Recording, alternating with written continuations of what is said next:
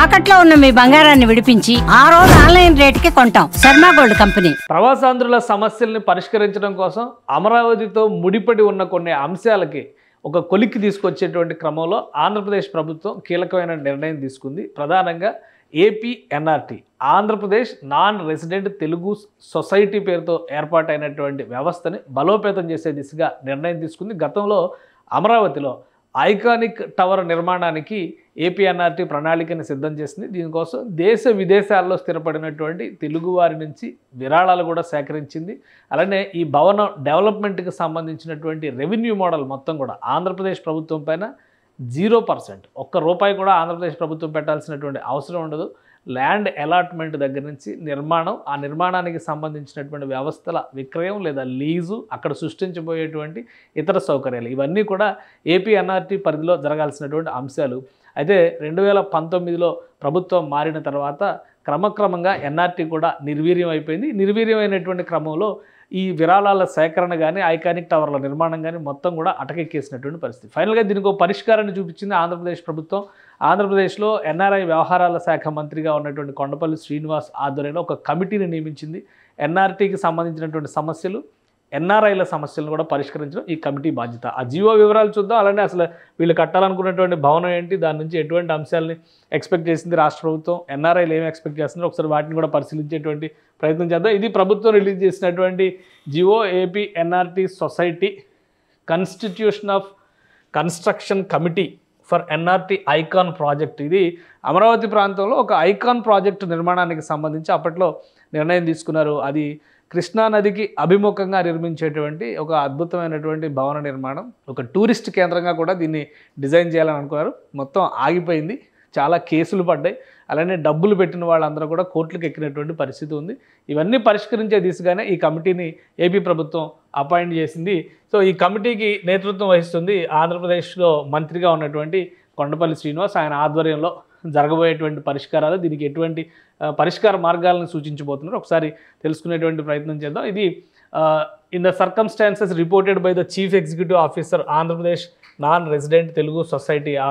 గతంలోనే జరిగింది మీటింగ్. ఎందుకంటే 2024 నవంబర్లోనే ఒక మీటింగ్ జరిగింది. ఆ మీటింగ్లో వచ్చినటువంటి గవర్నింగ్ కౌన్సిల్ డెసిషన్స్ ప్రకారం రాష్ట్ర ప్రభుత్వం ఈ నిర్ణయం తీసుకుంది. ముఖ్యమంత్రి ఆదేశాలు కూడా జారీ చేశారు. Minister for NRI empowerment relations చైర్మన్గా వ్యవహరిస్తారు ఈ కమిటీకి. కొండపల్లి శ్రీనివాస్ గారు ప్రస్తుతం ఎన్ఆర్ఐ వ్యవహారాల మంత్రిగా ఉన్నారు. ఆయన దీనికి చైర్మన్గా వ్యవహరిస్తారు. ఇక ప్రెసిడెంట్ ఏపీ ఎన్ఆర్టీ సొసైటీ మెంబర్గా ఉంటారు. Project management consultant icon project measures Turner project management India limited technical మెంబర్గా ఇందులో ఉంటారు ఇదే కమిటీలో. అలానే selected investor from AP NRT icon tower project buyers. చాలామంది ఇందులో స్థలాన్ని కొన్నారు. ఎందుకంటే ఇది ఒక 27 అంతస్తుల భవనం. దాని గురించి వివరాలు కూడా మనం తెలుసుకునేటువంటి ప్రయత్నం చేద్దాం. దీని తర్వాత ముందు కమిటీ ఏంటో చూద్దాం. సో ఈ కమిటీకి సంబంధించి ఇన్వెస్టర్స్లో ఒకరిని ప్రాజెక్టు తరపు నుంచి ఇద్దరిని ఎన్నుకునేటువంటి అవకాశం ఉంటుంది. ఇక్కడ 2 మెంబర్లు ఉంటారు. దీనిలో సంబంధించి మొత్తం 3 మెంబర్లకి సెలెక్టెడ్ ఇన్వెస్టర్ అంటే 3 ఎవరైతే బయర్స్ ఉన్నారో, అంటే ఈ టవర్లో భూములను కొనుక్కున్నటువంటి వాళ్ళు బయర్స్ ఎవరైతే ఉన్నారో వాళ్ళని ఒక 3 మెంబర్లుగా ఇందులో డిసైడ్ చేసింది రాష్ట్ర ప్రభుత్వం. ఈ 3 మెంబర్లు కూడా ఏపీ ఎన్ఆర్టీ ఐకాన్ టవర్లో స్థలాలు కొనుక్కున్న వాళ్ళు, వాళ్ళకి అవకాశం ఇస్తారు. ఇక లీగల్ అడ్వైజర్గా స్పెషల్ ఇన్వైటీని అపాయింట్ చేస్తారు. ఏపీసీఆర్డీఏ చీఫ్ ఇంజనీర్ టెక్నికల్ మెంబర్గా ఉంటారు. CEO AP NRT society member కన్వీనర్గా ఉంటారు. ఇది ఈ కమిటీ స్ట్రక్చర్. ఈ కమిటీ పరిష్కరించబోయేటువంటి అంశాలు కూడా ఒకసారి చూద్దాం. The above committee shall act as an advisory body for assessment and confirmation of continuing interest among the buyers, withdrawal or pending cases, sign in new sale agreements with updating prices. అంటే ఇప్పుడు already చాలా వ్యవహారాలు ఇందులో ఉన్నాయి. ఎందుకంటే గతంలో డబ్బులు కట్టిన పరిస్థితి వేరు, ఇప్పుడు నిర్మాణ వ్యయాలు పెరుగుతున్నటువంటి పరిస్థితి వేరు. మళ్ళీ నిర్మాణానికి వెళ్తున్నారు కాబట్టి కొత్త అగ్రిమెంట్ల మీద కంటిన్యూ అవ్వాలనుకునేటువంటి వాళ్ళ కన్సెంట్ తీసుకోవడం, విత్డ్రా అవ్వాలనుకునే వాళ్ళని విత్డ్రా చేయించడం, కంటిన్యూ అయ్యే వాళ్ళు అదనంగా కట్టాల్సిన మొత్తాలపైన వీటన్నిటిపైన కూడా వీళ్ళు సమస్యల పరిష్కారం దిశగా అడుగు పెడతారు. అలానే and first level approval of the committee recommendations of PMC vendor. ఈ పేమెంట్స్కి సంబంధించినటువంటి final approval of the actions including payments rest with the executive arm of AP NRT. ఇందులో ఉన్నటువంటి ఎగ్జిక్యూటివ్ బాడీ ఆధ్వర్యంలో తీసుకునేటువంటి నిర్ణయాలు వీటన్నిటిని కూడా సమీక్షించేటువంటి బాధ్యత, ఫైనల్ చేసేటువంటి బాధ్యత ఈ కమిటీకే ఉంటుంది. ఈ కమిటీ ఆధ్వర్యంలో ఈ సమస్యకి ఒక పరిష్కారాన్ని తీసుకురావాలని చెప్పని ఆంధ్రప్రదేశ్ ప్రభుత్వం భావిస్తుంది. అయితే ఈ ఏపీ ఎన్ఆర్టీ టవర్స్కి సంబంధించి 2017-18లో జోరుగా చర్చలు సాగినాయి. 2018 జూన్లో దీనికి సంబంధించినటువంటి శంకుస్థాపన కూడా చేశారు. శంకుస్థాపన అప్పటి ముఖ్యమంత్రి చంద్రబాబు నాయుడు ఆధ్వర్యంలో జూన్ నెలలో జరిగింది. 2018 జూన్ నెలలో శంకుస్థాపన చేశారు. వాస్తవానికి ఏంటంటే దేశ విదేశాల్లో ఉన్నటువంటి అమరావతికి సంబంధించి, ముఖ్యంగా ఆంధ్రప్రదేశ్కి సంబంధించినటువంటి దేశ విదేశాల్లో ఉన్నటువంటి ప్రవాసాంధ్రులు అందరూ కూడా ఇందులో భాగం కావాలనేటువంటి ఆలోచనతో దీనికి ఒక ప్రణాళిక వేశారు. ఆ రోజు జరిగినటువంటి శంకుస్థాపన కార్యక్రమం జరిగినటువంటి దృశ్యాలు ఇవి. అప్పుడు ఏపీ ఎన్ఆర్టీ సొసైటీ ప్రెసిడెంట్గా వ్యవహరించినటువంటి రవి వేమూరి ఇక్కడ మనం చూస్తున్నాం ఈ ఫోటోలో, ఆయన, తర్వాత పక్కనే చంద్రబాబు నాయుడు మొత్తం దీని విశేషాలన్నీ కూడా వివరించారు. ఏ విధంగా ప్లాన్ చేస్తున్నారు ఏంటనే ఇది అప్పుడు జరిగినటువంటి భూమి పూజకు సంబంధించిన శిలాఫలకం.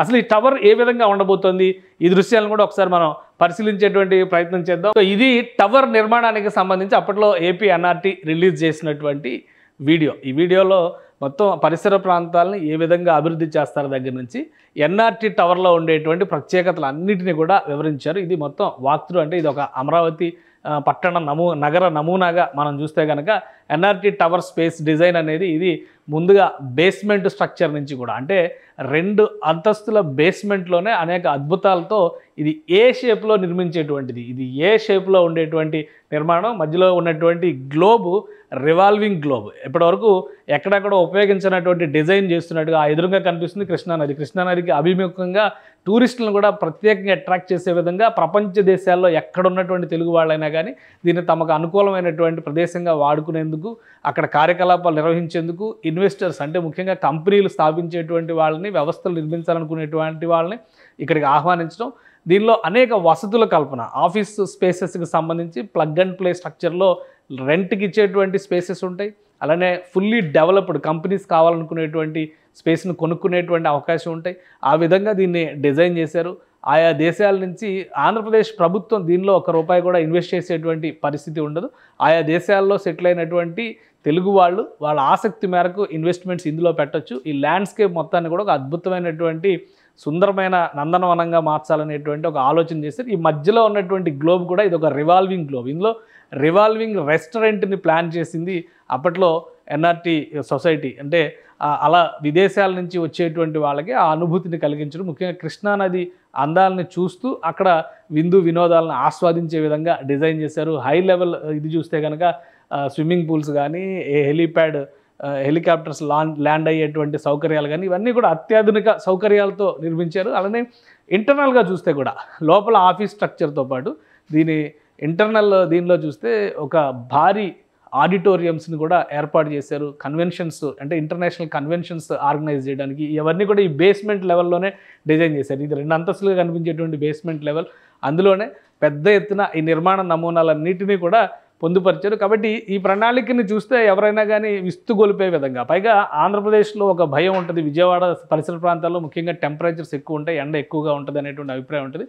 సో ఆ ఎండని నివారించి వేడిని తగ్గించే విధంగా అధునాతన టెక్నాలజీతో దీన్ని నిర్మించడంతో పాటు పరిసర ప్రాంతాల్లో ఆర్గానిక్ ఫుడ్, ఎందుకంటే కృష్ణానది తీరంలో ఉంది కాబట్టి ఆర్గానిక్ పంటలను పండించే విధంగా దీనిలో చర్యలు తీసుకోవాలనుకున్నారు. దీనికి సంబంధించి దేశ విదేశాల నుంచి కూడా ఫండ్స్ కలెక్ట్ చేశారు. కానీ 2019 తర్వాత, ఎందుకంటే ఇక్కడ మరొక ముఖ్యమైనటువంటి విషయాన్ని కూడా మనం తెలుసుకోవాల్సి ఉంటుంది. ఆంధ్రప్రదేశ్లో కూటమి ప్రభుత్వం ఏర్పడిన తర్వాత ఈ సొసైటీని మళ్ళీ పూర్తిగా పునరుద్ధరించింది. ఎందుకంటే గత 5 ఏళ్ల కాలంలో మొదట కొంత ఉత్సాహం కనిపించింది. ఎందుకంటే వైఎస్ జగన్మోహన్ రెడ్డి గారి ప్రభుత్వ హయాంలో కూడా దీనికి సొసైటీ ప్రెసిడెంట్ అపాయింట్మెంట్ జరిగింది. ఇవన్నీ జరిగిన తర్వాత కొంత ఎన్ఆర్ఐల్లో జోష్ వచ్చింది. అయితే అది ఒక 6 నెలల్లోనే చల్లారిపోయినటువంటి పరిస్థితి. ఎందుకంటే ఎన్ఆర్టీ వ్యవహారాలు పూర్తిగా సద్దుమణిగిపోవడం, ఎన్ఆర్టీ నుంచి కలెక్ట్ చేసినటువంటి ఫండ్స్ విషయంలో కూడా కొంత నిధుల మళ్లింపు జరిగింది అనేటువంటి చర్చలు జరిగింది. సో దీన్ని మొత్తం స్టెబిలైజ్ చేసేటువంటి పనిలో భాగంగానే ఏపీ ప్రభుత్వం ఈ కొత్త చర్యలు తీసుకుంది. ప్రస్తుతం తాజా పరిస్థితి అసలు ఆ ఎన్ఆర్టీ టవర్ ఉన్నటువంటి ప్రదేశం దగ్గర ఎలా ఉంది, ఒకసారి అది కూడా చూసేటువంటి ప్రయత్నం చేద్దాం మనం. ఇది తాజా పరిస్థితి ఎన్ఆర్టీ టవర్ ఉన్నటువంటి పరిసర ప్రాంతాల్లో. యాక్చువల్గా అప్పటికే ఒక రహదారి నిర్మాణం జరిగింది, కానీ రహదారి నిర్మాణం జరిగిన చుట్టుపక్కల ప్రాంతాల్లో ఎక్కడా కూడా ఎలాంటి డెవలప్మెంట్, ఎలాంటి ప్రోగ్రెస్ లేదు. మనం ఈ దృశ్యాల్లో గమనిస్తే టోటల్గా ఎంటీ ల్యాండ్. ఎందుకంటే ఇది కృష్ణానదికి అతి సమీపంలో ఉండేటువంటి ప్రదేశం కాబట్టి గత ప్రభుత్వం ఈ ప్రాంతంలో ల్యాండ్ అలాట్మెంట్ జరిగిన తర్వాత కూడా ఎటువంటి అభివృద్ధి కార్యక్రమాలు, కార్యాచరణని చేపట్టలేదు. కేవలం అప్పుడు వేసినటువంటి రహదారి, అలానే ఇచ్చినటువంటి లైటింగ్. మీకు అక్కడ దూరం నుంచి చూస్తే కనుక కొన్ని టవర్స్ కనిపిస్తున్నాయి. ఇవన్నీ కూడా ఐఏఎస్, ఐపీఎస్లకి అలానే ఎమ్మెల్యేల కోసం కడుతున్నటువంటి క్వార్టర్స్కి సంబంధించినటువంటి సముదాయం. వాటికి అతి సమీపంలోనే ఈ ప్రదేశం ఉంది. ఉన్నప్పటికీ కూడా ఎలాంటి అక్కడ వాటికే దిక్కు లేదు కాబట్టి ఈ టవర్ గురించి పట్టించుకునేటువంటి పరిస్థితి లేదు. అయితే శంకుస్థాపన మంచి అట్టహాసంగా జరిగింది. శంకుస్థాపన కార్యక్రమం జరిగిన తర్వాత ల్యాండ్స్కేపింగ్ చేసుకునేటువంటి పనిలో వీళ్ళు నిమగ్నం అయ్యారు. ఫౌండేషన్కి సంబంధించినటువంటి కొన్ని తవ్వకాలు జరిగినాయి. ఏవైతే డిజైన్స్లో మనం చూసామో ఇక్కడ ఈ దృశ్యాలను చూస్తే కనుక ఒక విషయం అర్థం చేసుకోవచ్చు. ఇవన్నీ కూడా జెండాలు, అంటే వివిధ దేశాలకు సంబంధించినటువంటి జెండాల నమూనా ఎట్లయితే డిజైన్లో చూపించారో వాటికి సంబంధించినటువంటి స్ట్రక్చర్ ఇక్కడ ఏర్పాటు చేశారు. ఇవన్నీ కూడా జెండాలు.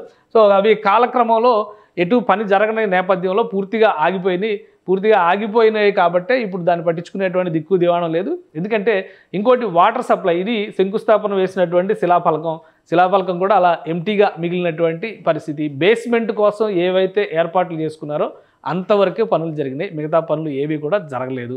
అలానే ఐఏఎస్, ఐపీఎస్ క్వార్టర్స్ కానీ, ఎమ్మెల్యే క్వార్టర్స్కి సంబంధించి కానీ వాటర్ సప్లై వెళ్ళాలన్నా కానీ ఈ ప్రాంతం నుంచే వెళ్ళాలి. ప్రస్తుతం కొత్తగా ఈ ప్రాంతంలో తవ్వకాలు జరుగుతున్నాయి. దానికి సంబంధించి ఏంటంటే వాటర్ పైప్ లైన్ పనులు, అలానే ఎలక్ట్రిసిటీకి సంబంధించినటువంటి లైన్ కనెక్టింగ్ పనులు ఇవి జరుగుతున్నాయి. సో ఇది ఇక్కడ ఉన్నటువంటి ప్రస్తుత పరిస్థితి. ఈ పనులన్నీ కంప్లీట్ కావాలంటే ముందు under ground water pipe lining కానీ, ఎలక్ట్రిసిటీ కనెక్షన్స్ కానీ ఇవన్నీ కూడా వస్తే ఇమీడియట్గా ఇక్కడ కన్స్ట్రక్షన్ వర్క్ మొదలు పెట్టాల్సినటువంటి పరిస్థితి. అయితే పేమెంట్ చేసినటువంటి లబ్ధిదారులతో కొంతమందితో వివాదాలు ఉన్నాయి. కొంతమంది కోర్టుకు ఎక్కినటువంటి పరిస్థితి కూడా ఉంది. సో వీళ్ళందరినీ కూడా ఆర్బిట్రేషన్ ద్వారా ఒక గాడిలోకి తీసుకురావాల్సినటువంటి అవసరం ఉంది. ఇప్పుడు కొత్తగా నియమించినటువంటి కమిటీ ఈ సంప్రదింపులు జరిపేటువంటి బాధ్యతని తీసుకుంటుంది. వీలైనంత వేగంగా ఈ సమస్యలను కనుక పరిష్కరించుకోగలిగితే వీలైనంత వేగంగా పనుల ప్రారంభోత్సవానికి, ఎందుకంటే ఇది ఒక ఐకానిక్ బిల్డింగ్ కాబోతుంది. అమరావతిలోకి ఎంటర్ అయ్యే వాళ్ళకి, ముఖ్యంగా కృష్ణానదికి అభిముఖంగా ఉన్నటువంటి నేపథ్యంలో ఆ టూరిజం డెవలప్మెంట్కి సంబంధించినటువంటి